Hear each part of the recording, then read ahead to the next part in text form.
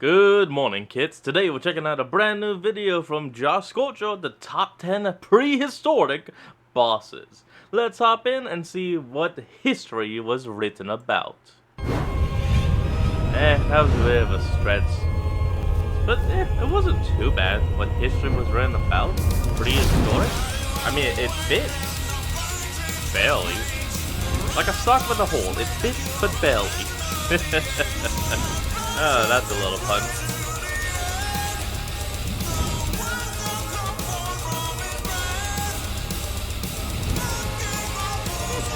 Here we go. Prehistory.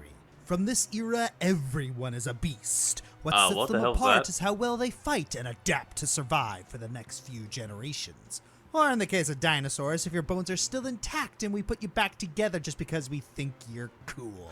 With that said, Yeah, that how happens. easy is it to name Constantly. a prehistoric boss in a video game that's not just a T-Rex? You'd think there'd be more of these. There ain't. Ooh, the Tanaboa. That's a wildcat. That's giant centipede. Well, wasn't expecting to see that. And we're back. Yeah, in case you can't tell, this started God. out as dinosaur bosses, but oftentimes when the other shoe drops in the writer's room, we had to broaden the scope to prehistory in general. In addition to dinosaurs, we have other prehistoric animals, That's a sapient bale. colonies, and so on. We'll be trying to avoid mythological entities such as dragons, since those are easily their own category. The rules are the same as ever. think you How already did good that is the one. boss fight, and how well do they play with the theme of prehistory? And just to clarify, the time period when you fight these bosses doesn't really matter, since a lot of these bosses do tend to be resurrected in present time. So if they True, can adapt the true. elements well into their design, background, and gameplay, that's all they really need to qualify. So with that in mind, welcome to Prehistoric Bosses. That's right, it doesn't have to be... Enjoy Wait, the sad. Before we get started, holy crap, you guys, we fully funded the Waifu Handbook Kickstarter in 33 minutes. And since then, we've Whoa, hit the wait, 50K what? 33? Okay, we're gonna take a... You know what? No, let's actually heal this out. stretch goal, which means we've got new races, expanded classes, new Dakis, and more sub-races. For those not in the know, Incredible, this Josh. is a D&D 5e and Pathfinder 1e and 2e supplement book if you want to spice up your campaigns with waifu-inspired classes, NPCs, ancestries, and an easily understandable cooking system, along with teamwork mechanics. Supporting the Kickstarter can net you rewards such as the How? MP3 of the theme song Roll for Waifu, digital, softcover, or hardcover books, a pillow plush, Dakis, designing a recipe, or What are even, Dakis? dare I say, I don't know. build a waifu to be featured in the book. We got some great stretch goals as well, including mythic paths, new artworks, new Dakis, Again, equipment, you say spells, that. What does expanded that cooking, mean? maybe even a second volume. Remember, supporting this project also supports my channel. I'm actually so surprised that this blew up so fast after it came out. Like, damn. I saw the ad for this, then a friend recommended it to me, you know, the song again, telling me about it, and holy shit! Look at that! You only asked for 12K, you got 5 freaking times that. Thank you all so Damn, much man. for listening, and back to your regularly scheduled content. Keep the Dakis away from me. Get your bingo cards ready. Okay, back to this. From prehistory to your screen, we're starting it Is off a with... prehistoric boss really prehistoric if you fight it in its own time? Yes, the answer is yes. But I couldn't think of a witty opening statement that didn't just boil down to a prehistoric meme. Maybe I'm the Classic. prehistoric one here. Anyway, no list of dino bosses, I mean prehistoric bosses, would be complete without talking about a boss from one of the classic JRPGs of yesteryear, Chrono Trigger. I'm God, of I course wanna talking play about that. Black Tyranno. The fight begins with Whoa. Azala bringing forth the Black Tyranno in an attempt to Actually, hold on. Before we continue on with this, is anyone else kind of pissed off that Nintendo hasn't re-released or somehow given us Chrono Trigger again? Like, for crying out loud, they put out on almost every single game they've ever created onto the damn Nintendo Switch, and yet Chrono Trigger isn't even in the store. Nintendo, heal your fans. Give us motherfucking Chrono Trigger today.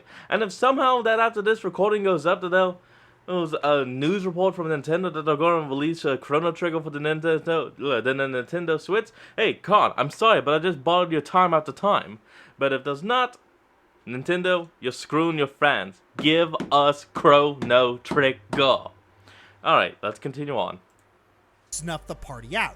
One final act of defiance as the red star shit. falls on the world and dooms the dinosaurs in the prehistoric era. As far as final acts of defiance go, can't falter for style. Nothing says style like a giant motherfucking T-Rex. I'm the motherfucking T-Rex! Especially one that breathes fire. Effectiveness, on the other hand, 4 out of 10, I'm sorry. It's a shame because Black Toronto has everything it needs to be a strong, challenging boss fight. It has a charge move in Toronto Flame and has a way to heal itself by chomping on a party member, and Toronto Flame takes 5 whole turns to charge and does comparatively paltry damage for how long the windup takes. That is tough. What was that? That was the worst fire bending I've ever seen. And Chomp just isn't terrible. used frequently enough and doesn't do enough damage to really become a major issue. You know, just a small tweak in damage numbers, a turn or two less wind up on its charge move, and maybe an AI modifier to pick on one specific party member with Chomp and Black Toronto would have been a challenging, if still not very deep fight.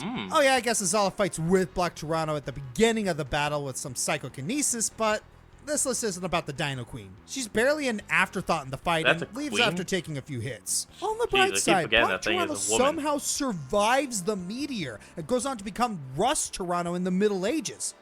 Or so the legend goes. Oh, also the legend goes, you say? Huh, well, I guess we'll have to see. Let's go.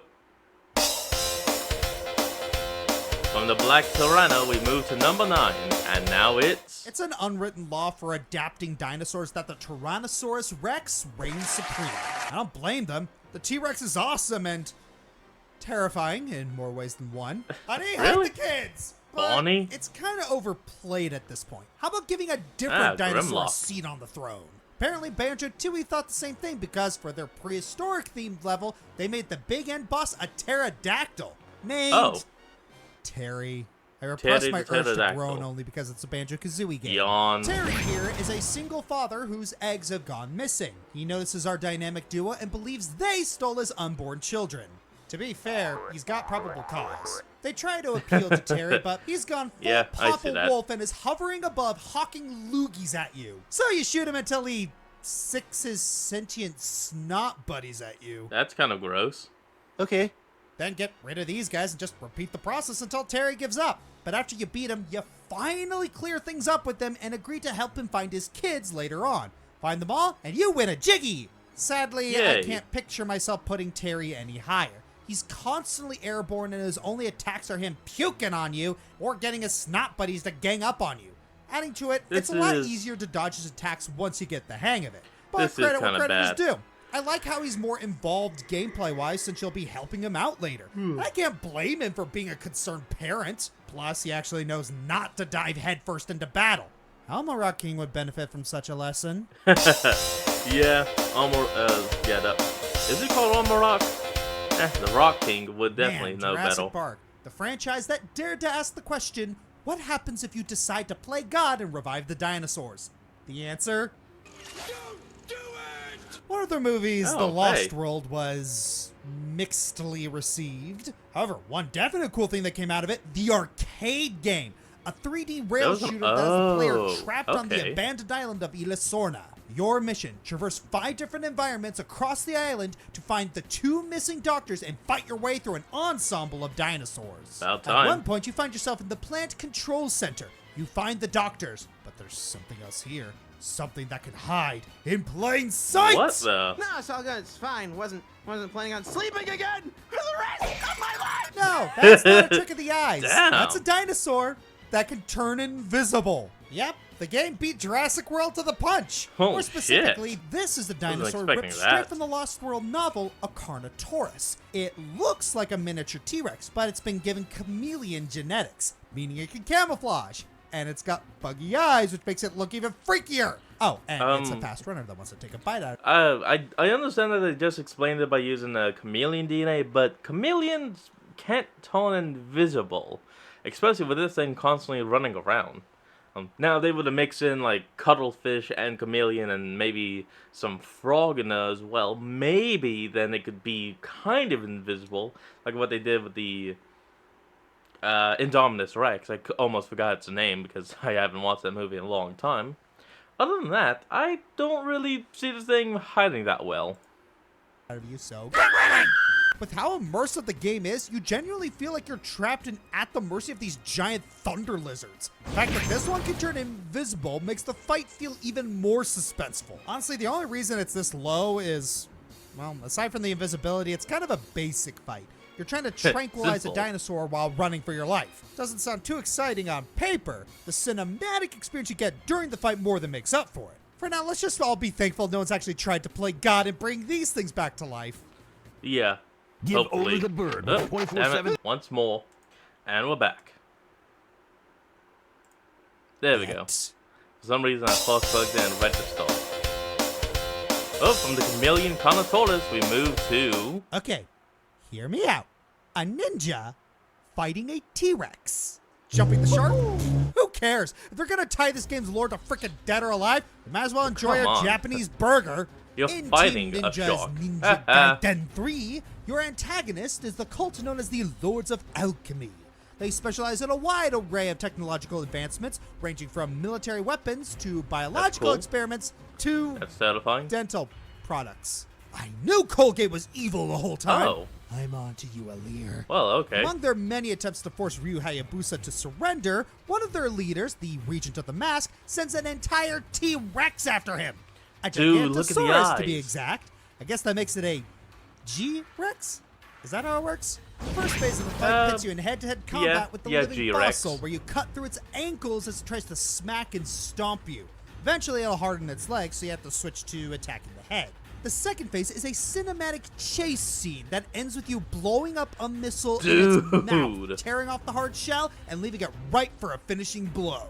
As stupid That crazy is as this awesome. fight is, it's certainly a feast for the senses. However, it does have some issues that hold it back a bit. Its attack cycle is not nearly as diverse as other bosses in the game, so you can get it to just ram you repeatedly until it falls down, where you can take a good chunk of its health out with the right weapons.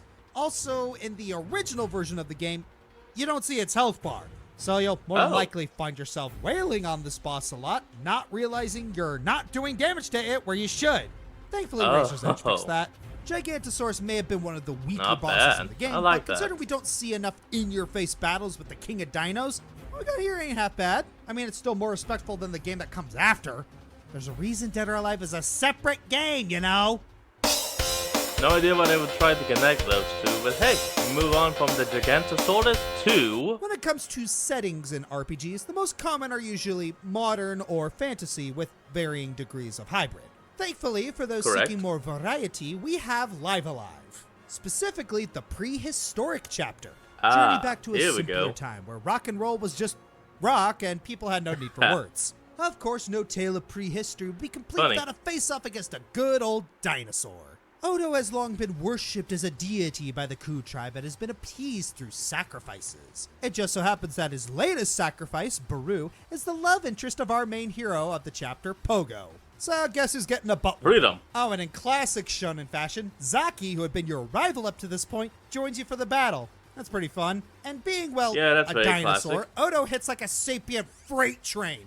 You really have to work as a team to take him down. Healing with Baru, debuffing with Gory, and attacking with the others. Or you could just cheese him by spamming Sing Hurt. Man, all this talk of history All right. really makes me want a Get Depression-era JRPG. I was kidding!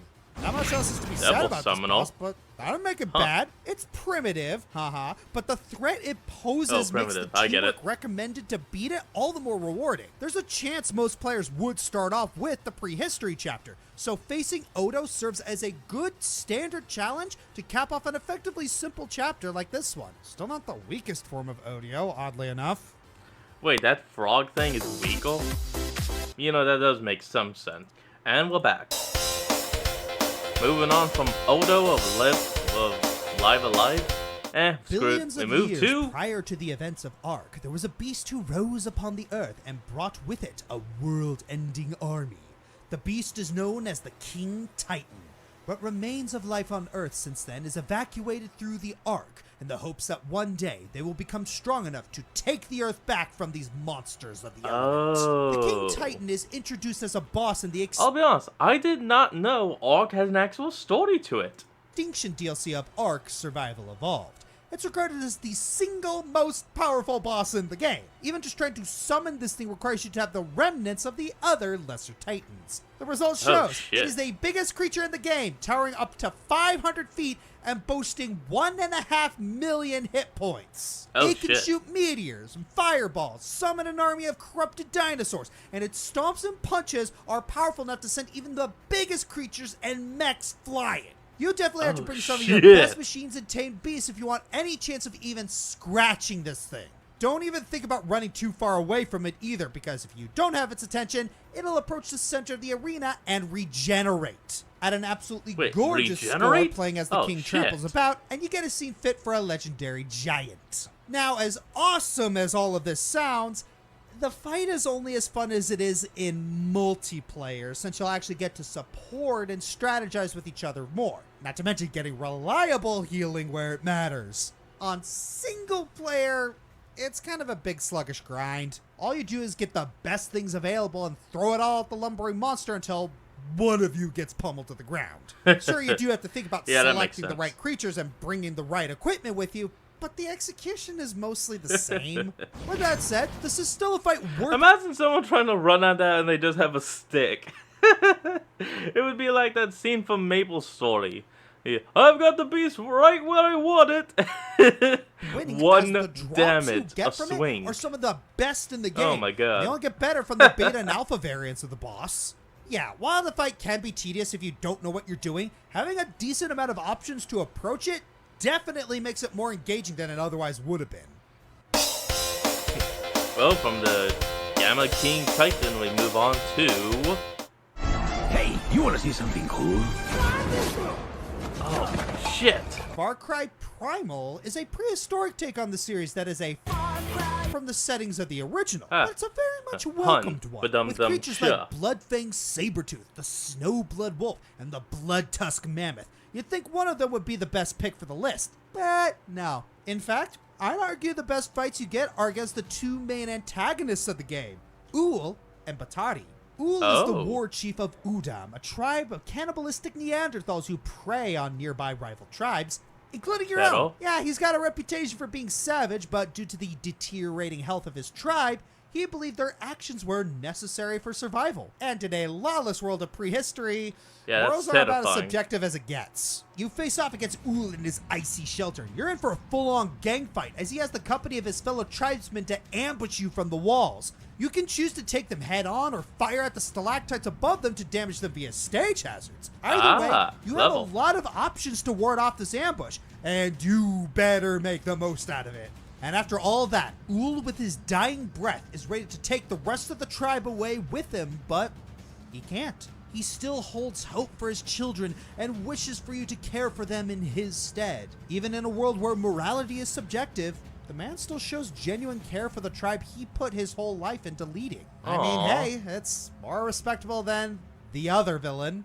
Batari, in contrast, is a much less sympathetic matriarch to the Sun tribe of Azila. She abuses the tribe's religious devotion so she can control them as their high priestess, all the while killing and enslaving the other tribesfolk. She even killed her son Krati for revolting against her and made a myth out of him, keeping the tribe under her guidance through fear. Towards the end of the game, you put on Krati's mask to scare off the Azila tribe, but then Batari tears it off you, and the final battle begins. Oh, here we go. Batari doesn't fight you quite as head-on as Uul did. She prefers to take cover behind her flaming effigies and strike you with arrows from afar. Coward.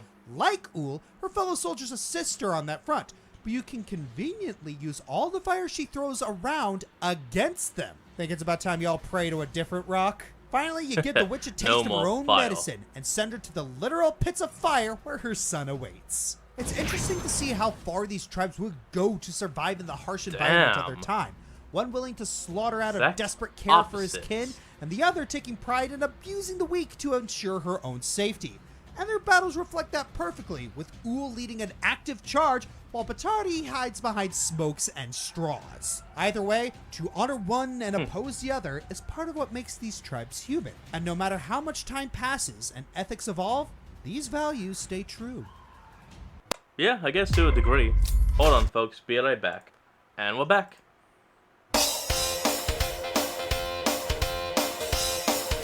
On to number 3, which is... Okay, full disclosure. It was really difficult to find entries for this list because, weirdly, people don't do the dino aesthetic much. Well, Really? luckily for us, JRPGs love bringing these weird frickin' dino-type creatures to the forefront. Wait, thank we you, already Japan. talked about Black Toronto, didn't we? So who's... Hey, yo. Oh. So, if Ys 7 was all about dragons, Ys 8 brings along these creatures known as ancient species. I mean, primordials as the main enemy class in the game. You have your normal raptor variant and pterodactyl Nice. variant, and Nice. you even get some more docile versions of dinosaurs running around too. But who's Not the bad. real king of these ancient marvels? Well, let's take a look under the sea for some inspiration, shall we? Well, that was Ys loud. 8's premise is that you are shipwrecked and are trapped on an island with something preventing you from leaving. Yes, I'm aware it's the same premise from Ys 1 and 6. Shut up. Instead of storm barriers, this time it's a giant squid called Oceanus. You spend most of the game pretty much searching the whole Okay. island, finally finding its lair, the Archaeozoic... Why did they just call it the big hole? Archaeozoic chasm. After your fellow castaways injure the big palooka, it retreats to its alcove where a doll and friends are waiting to slay it. The fight is pretty intense as not only do you need to fight something of that size, you need to do it in a hurry. It plays similarly to the village defense missions where you need to do damage to Ooh. reduce the strain of monsters on your fellow castaways as they fight off a separate horde. Oceanus attacks by Not launching its bad. tentacles at you, sending shockwaves, ink that can blind you, and will even suck you into its mouth and chomp on you. To beat it, you need to Ow. use the bombs that are nearby and launch them at the thing's head. Afterward, Those it gets things are stunned, allowing bombs? you to wail at its weak point. Wait, why does this sound like a Zelda fight?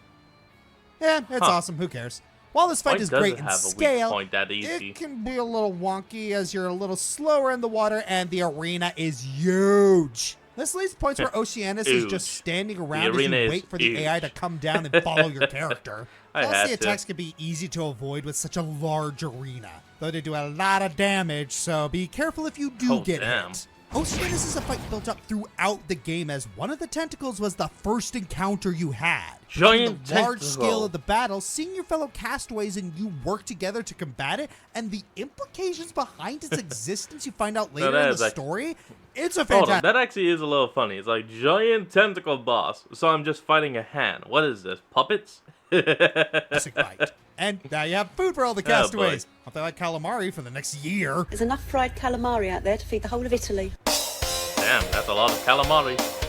Well, from a giant squid to number 2, we have... Man, we really spent most of this list talking about a lot of different franchises we either don't talk about much or for the first time ever. I need something more familiar. Alright, Monster Hunter, where you at? Ah, Monster Hunter.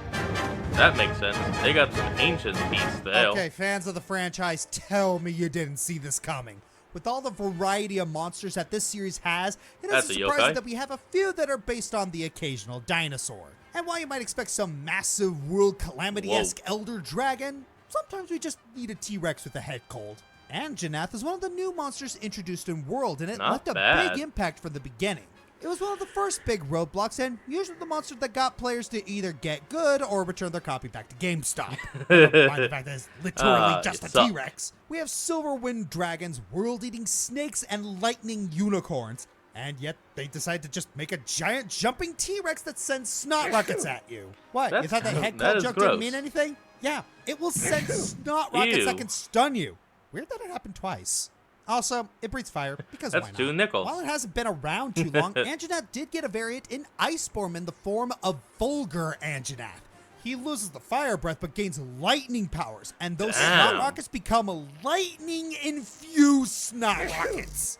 That's that not can good. paralyze you. While All right. Anjanath did get I'll earlier take it in back. Rise, That's good. as did most That's good. monsters, the Curio investigations can make it way stronger and give it the ability to inflict blood blight. Don't underestimate them!